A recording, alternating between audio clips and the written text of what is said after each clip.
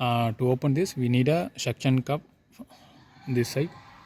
Just push and lock, then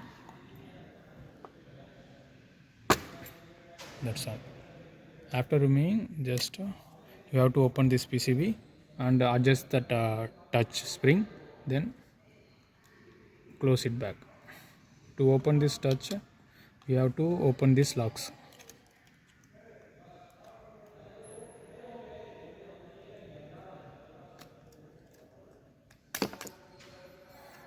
You have to pull this out, then refix.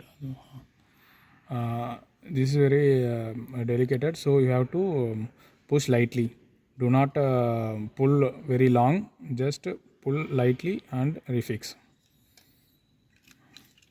Same you have to refix with these locks.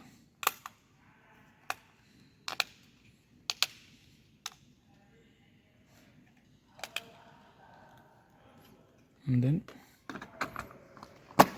refix and turn on the machine and check.